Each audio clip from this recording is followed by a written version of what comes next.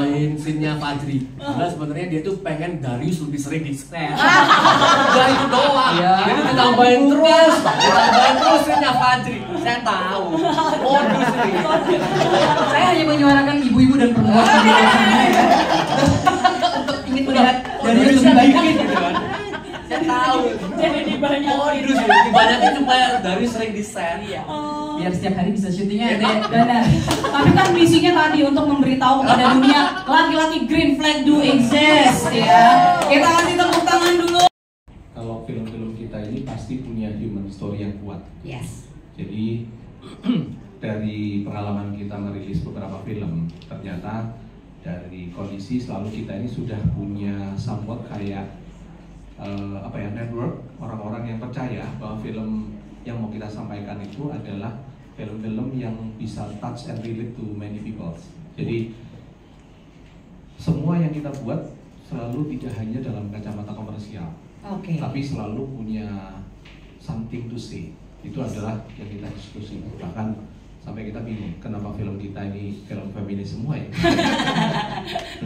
Tapi somewhat kita ini ternyata gamenya cocok dengan wanita, ibu-ibu. Kami perlu disupport memang ya. Ibu-ibu mana suaranya? Jadi kalau ditanya amunisinya, ya udah pasti nanti dari sisi marketing, dari sisi komunitas. Kita sangat dekat dengan komunitas. Jadi ini ternyata ini bukan promosi film lain ya, tapi bahkan ada hashtagnya yang muncul Juang Dua Garis gitu ya. Kita juga baru identify. Jadi pasti kita akan mengajak komunitas-komunitas semacam itu untuk terlibat secara moral, support, dan karena the story is for them. Jadi kenapa Paragon ketika Ropron cerita ide ini, terus kemudian kita diskusi, saya awalnya belum begitu tahu juga.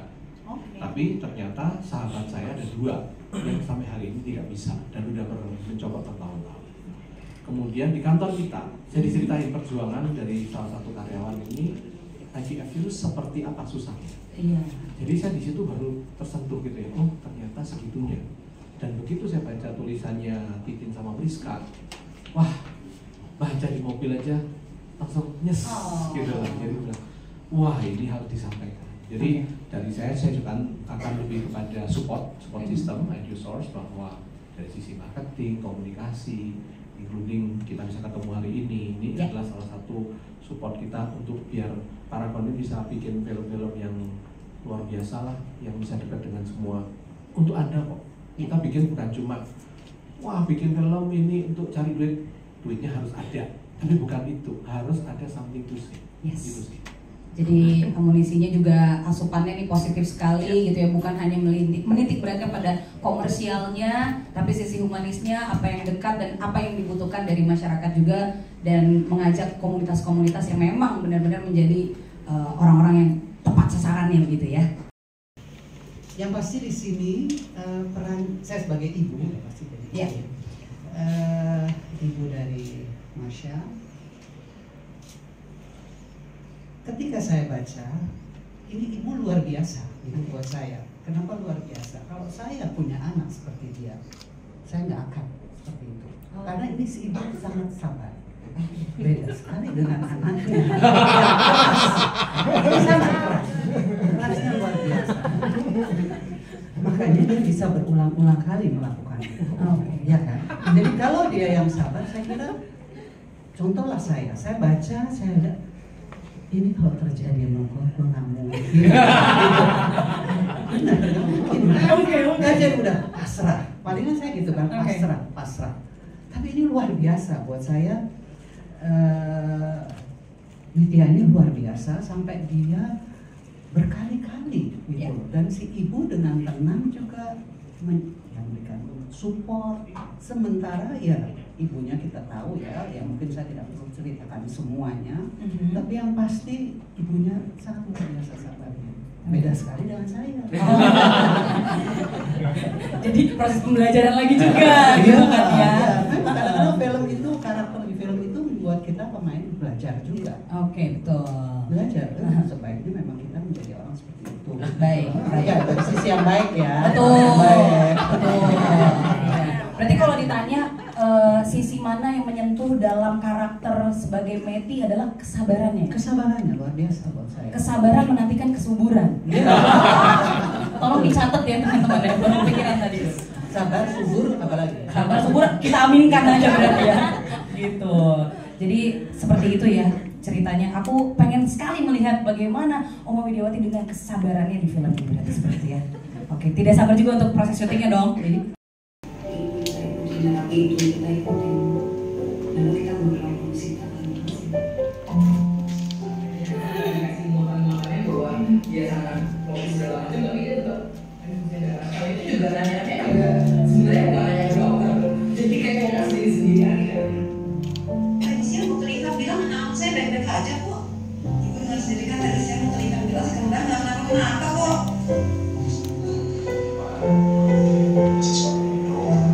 Enggak mas, aku nggak perlu apa-apa, aku nggak apa-apa. Jangan tanya-tanya terus, tambah sakit malah rasanya. Sekarang kalau kita coba komen, teknologi, challenge.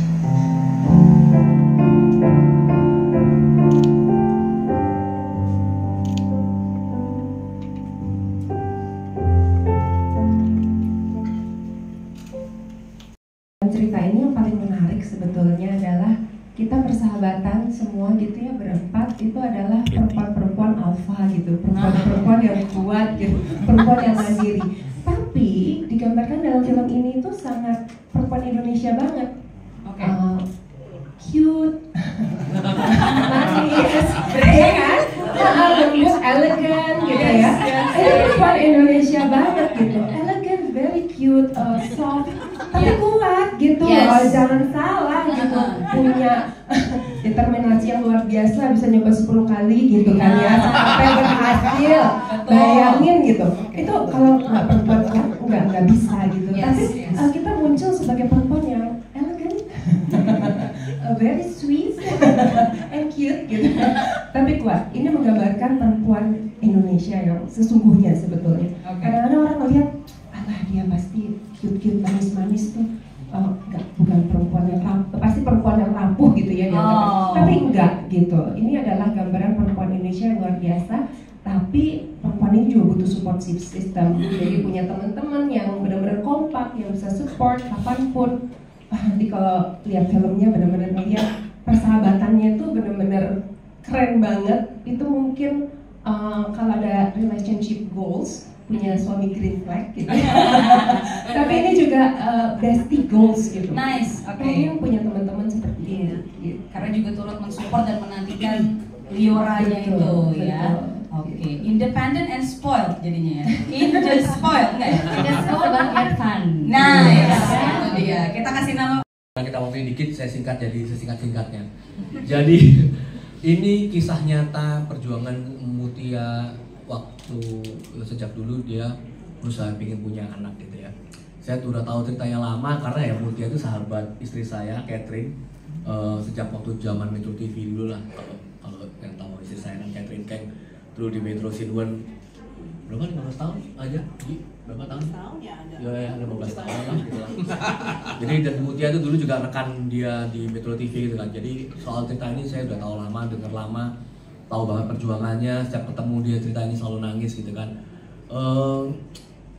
Tapi waktu itu belum kepikiran lah mau dibikin jadi film ceritanya. Sampai akhirnya waktu ulang tahun pertama Liora, dia itu bikin buku memoir yang nulis Fenty juga, salah satu wartawan Metro TV juga. Jadi ini geng Metro TV lah dari zaman dulu itulah. Bikin memoir itu judulnya Liora, sebenarnya buat kenang-kenangan dan buat untuk catatan untuk anaknya lah, yang udah dia berhasil dapatkan setelah perjuangan panjang dan lama. Dan itu dibagi-bagikan bukunya ini, ditulis dan dicetak untuk dibagi-bagikan sebenarnya hanya untuk inspirasi dan juga buat kenang-kenangan untuk anaknya nanti. Nah, yang nggak disangka-sangka novel itu jadi sangat viral, sangat disirkulasi ke banyak orang, terutama di rumah sakit yang punya program IVF di Indonesia. Dan Mutia juga banyak sekali dipanggil untuk jadi pembicara ini itu untuk membahas buku itu.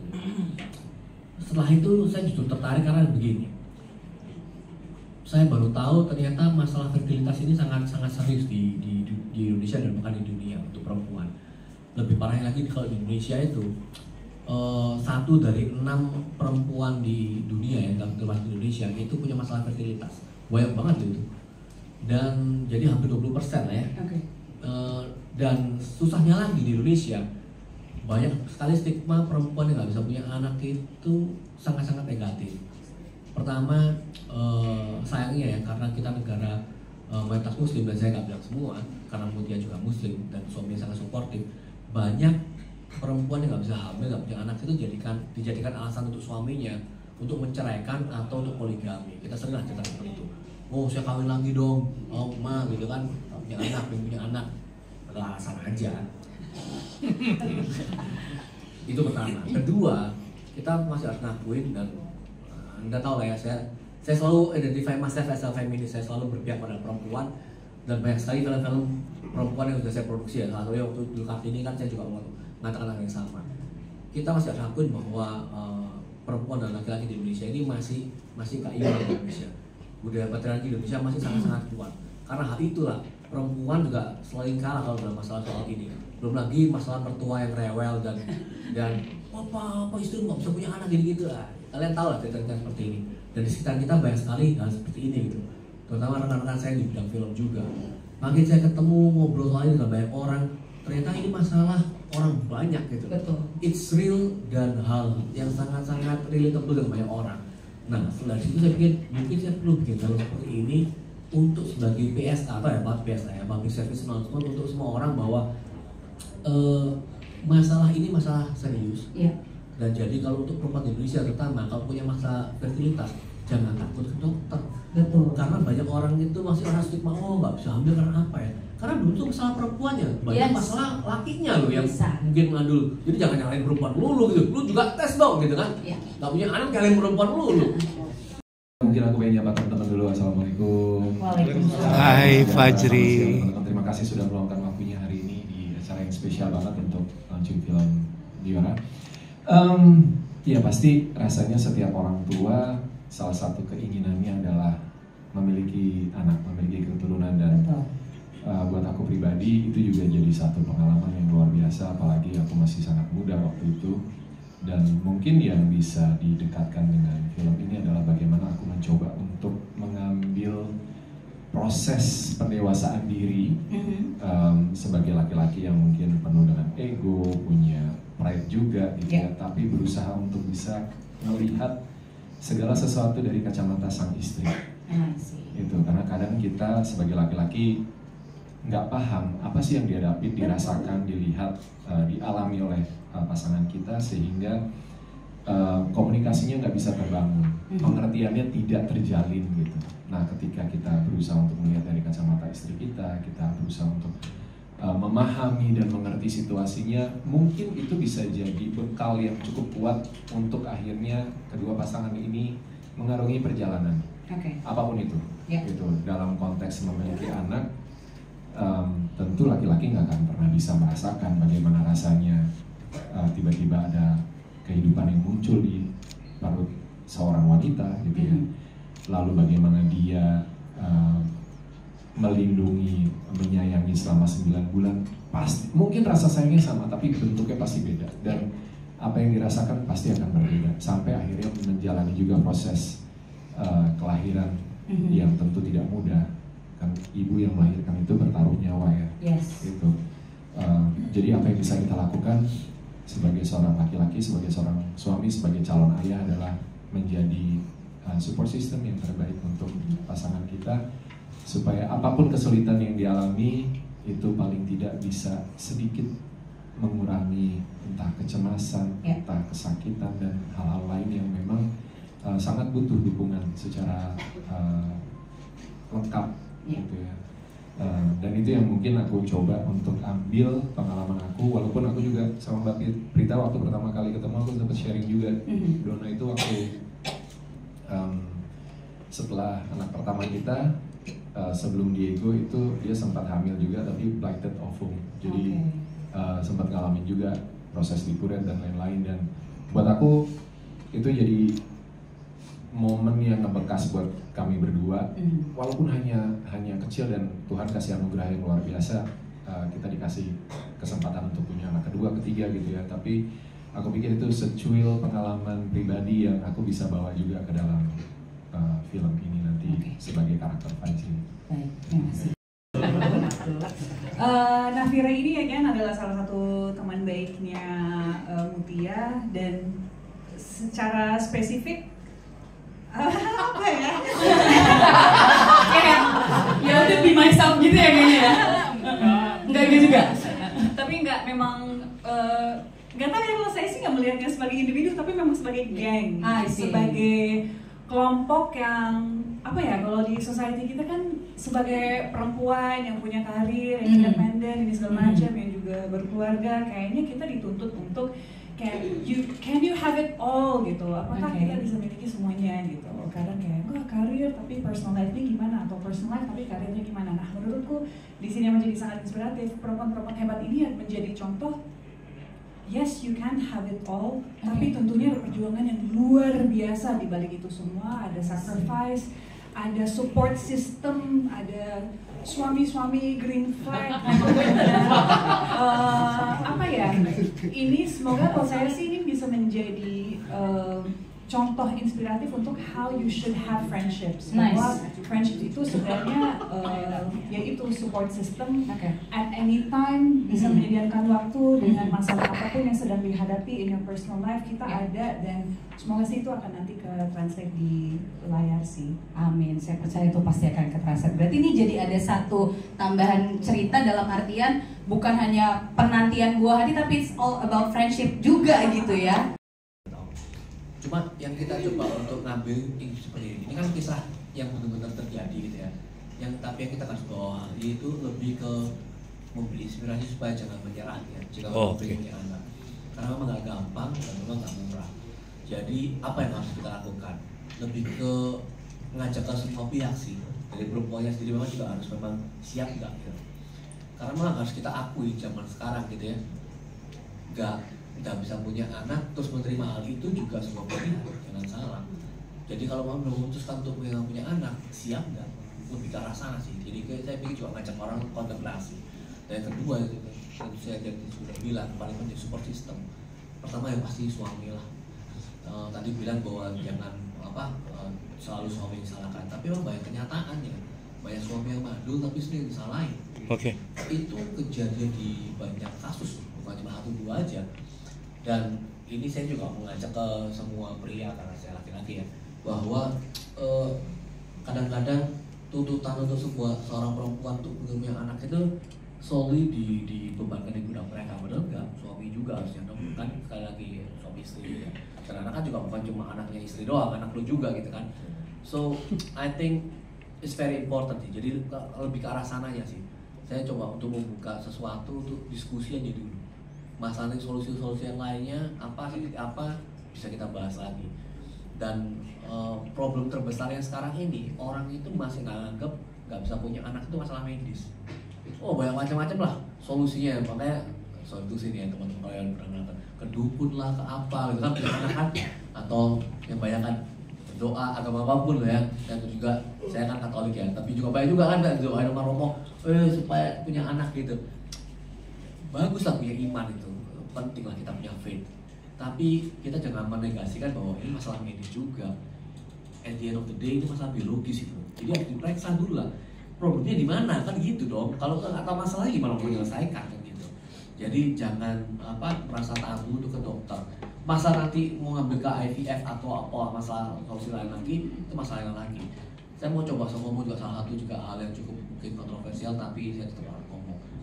Gak bisa punya anak terus gak mampu IVF terus gimana gitu kan, adopsi aja. Banyak sekali anak-anak di luar sana yang butuh kasih sayang. Gak mau ambil dari anak kecil, ambil dari bayi. So many opportunity to have children dengan cara yang gak harus dengan cara yang mahal. Keren. Itu dari saya. Ini pertama gitu kan, TV layar lebarnya beda jauh gitu. Betul. Apalagi berkenalan dengan orang-orang hebat yang sudah sangat malam melintang gitu loh di dunia perfilman. Tapi betul-betul memang karena Di sini ada Robron, Ko Andi, ada Mas Pandu yang memang dari Paragon Picture yang betul-betul sabar banget, kasih tahu gitu kan, membimbing lah istilahnya ya, membimbing dengan cepat. Karena kan kita harus segera beradaptasi dengan ketemu Mbak Titin waktu itu pertama ya, mencari penulisnya dan kemudian akhirnya menemukan sutradara hebat di ujung sana. Ternyata menyenangkan film itu, karena tidak seperti yang saya bayangkan awalnya. Wow, ini kayaknya semuanya papan atas gitu kan, semuanya VIP gitu. Ternyata asik-asik banget. Tahu itu dari dulu ya Mbak ya? Iya ya. Ternyata ya seperti itu. Jadi memang apalagi sekarang ketika memulai film ini dari buku atau cerita dari sahabat sendiri, ya itu rasanya pasti lebih apa ya, langsung so touchy gitu, sangat berbeda ya, sangat dalam gitu, personal banget karena di situ ya kan. Karena tadi seperti Robron katakan, memang kita sudah puluhan tahun bersama sahabat kita dan kita betul-betul melihat bukan main perjuangan drama banget kehidupannya gitu yang aduh nggak ada apa-apa. Saya sendiri dan teman-teman lain tuh ngerasa wow, kita belum ada apa-apanya nih dalam perjuangan kehidupan selama ini. Ternyata bukan main sahabat kita ini. Jadi dari situlah kemudian ya Om Robron ya, kita coba, aduh ini nggak boleh, ini harus dibagi sama perempuan-perempuan Indonesia sama keluarga Indonesia. Cerita ini harus sampai gitu loh, supaya semuanya itu punya semangat dan kekuatan yang sama seperti tokoh di dalam film Liora ini. Amin. Iya, sebenarnya intervensi sih, sebenarnya lebih ke saya merasa bahwa ini kan gini. Gimana? Saya itu selalu suka sama cerita-cerita tentang drama keluarga, drama perasaan A dan perasaan B, antar perasaan manusia gitu. Lalu kemudian ketika membaca tulisannya Mbak Titin sama Priska, saya pengen tahu bahwa kira-kira si sang suami ini nih rasanya kayak apa ya? Rasanya seperti apa? Apakah dia harus selalu siap sedia seolah-olah dia mengesampingkan perasaannya, lalu dia hanya mensupport, atau jangan-jangan berantem tiap saat ya kan, karena sesuatu yang hormonal, karena ini sesuatu yang disuntik kontrol. Iya, disuntik itu kan menimbulkan hormonal yang tidak bisa dikontrol sama sekali. Nah, itu yang akhirnya saya penasaran, dan di situ terus akhirnya ngobrol sama Pak Roni, ngobrol sama Mbak Titin dan Priska, dan dari situlah mulai ayo banyakin yuk Fajrinya gitu. Jadi sisi dari situ. Ya. Nah terus kalau sejauh mana nih persiapan untuk syuting seperti itu? Persiapan untuk syuting yang paling sebenarnya udah hampir 99,9% ready ya. Wow, udah ready karena besok kita udah syuting. Besok banget kita udah syuting, jadi super ready, insyaallah, and so excited gitu. Karena yang paling menyenangkan ketika diberikan Pak Roni kesempatan ini tuh lebih kepada ini sih, ketemu sama Bu Mutia, ketemu sama Dokter Ivan gitu. Jadi kan kalau tadi udah diceritain ya bagaimana mereka idenya pas segala macam, Mbak Titin juga bagaimana, tapi buat saya itu lebih ini gimana ya, menunjukkan seneng aja gitu membayangkan nanti mereka-reka sama Marsha Timothy, sama Darius, sama Bu Widya gitu ya, untuk sedih tuh gimana sih nanti kira-kira apakah keguguran berkali-kali itu eskalasinya seperti apa sih. Nah itu yang saya selalu berkali-kali ngomong juga sama mereka bahwa ini bukan film tentang seseorangnya, tapi bahwa emotional journey-nya. Iya, itu, dan ternyata itu tidak cuma dirasakan oleh pasangan ya, tapi juga sama dokternya juga. Jadi mereka juga punya sesuatu yang sangat personal juga, sehingga ternyata saya juga baru tahu banget kalau ada cara-cara untuk menyampaikan kabar-kabar tidak baik. Betul. Ya, itu saya juga oh ternyata dokter itu punya peran penting dan mereka mempelajari yang namanya communication behavior, bagaimana cara menyampaikan sehingga itu tidak, bagaimana memberikan harapan tanpa janji-janji yang gimana. Nah itu yang saya tidak sabar untuk segera mengeksekusi. Kita kolaborasinya dulu ya. Jadi kalau saya dan Priska dari awal emang udah bareng sih dari sejak awal. Meeting pertama udah ada Priska, kita sudah sama-sama mendengarkan tujuan Paragon membuat film ini. Terus kita sama-sama riset juga berdua Priska. Ketika saya baca bukunya Priska juga baca. Terus habis itu kita riset sama-sama, ketemu Bu Mutia juga berdua, ngobrol sama Bu Mutia. Jadi kita kemana-mana selalu berdua. Gitu. Dan habis itu ketika mulai masuk penulisan, sistemnya lebih ke misalnya saya menulis draft 1, habis itu ketika ada revisi, Priska dulu yang merevisi untuk draft 2, draft 3 gitu. Jadi sampai terakhir kita begitu ya sistem kerjanya sih. I see. Jadi Priska? Sebenarnya kurang lebih sama seperti ini. Cuma mungkin kalau aku bisa nambahin sedikit, jadi mungkin ketika di tengah-tengah kita draft berapa gitu ya Mbak ya, itu akhirnya Mbak Prita sudah join ke kita ya. Gitu, jadi udah bergabung bareng-bareng dan akhirnya kita coba finalize bareng-bareng sih waktu itu. Akhirnya jadilah skrip final draftnya. Kemudian pengadaptasiannya dari novel, kemudian kalian juga bertemu langsung dengan orangnya gitu kan ya. Dan diadaptasi ke skripnya itu bagaimana nih prosesnya? Ya, jadi seperti biasa pastinya membaca dulu, membaca dan harus jatuh cinta dulu kepada materi aslinya. Jadi habis itu dengan membawa cinta itulah kemudian kami mulai bergerak untuk ketemu, untuk riset dan untuk menulis pastinya. Dan apa ya, setiap tahapan yang kami lewati, kalau saya personally semakin tahapnya semakin tinggi, aku sih semakin jatuh cinta dengan kisah perjuangan ini. Itu sih kalau saya. Perjalanannya ya cukup berbeda sih sama perjalanan aku ya. Tapi yang aku rasakan sebagai ibu memang buat aku hidup itu dimulai ketika aku punya anak. Dan itu memang pengalaman yang paling luar biasa dalam hidup aku, yang nggak mungkin tergantikan oleh apapun. Jadi ini juga mengisahkan tentang seorang ibu dengan perjuangan yang luar biasa. Lalu bagaimana untuk memerankan ini ketika membaca skripnya? Tadi sudah diceritakan dari penulisnya aja sudah jatuh cinta. Nah, bagaimana proses kamu jatuh cinta dengan karakter ini juga dan pendalamannya seperti apa? Saya selalu senang ya dapat kesempatan untuk memerankan perempuan-perempuan yang inspiratif.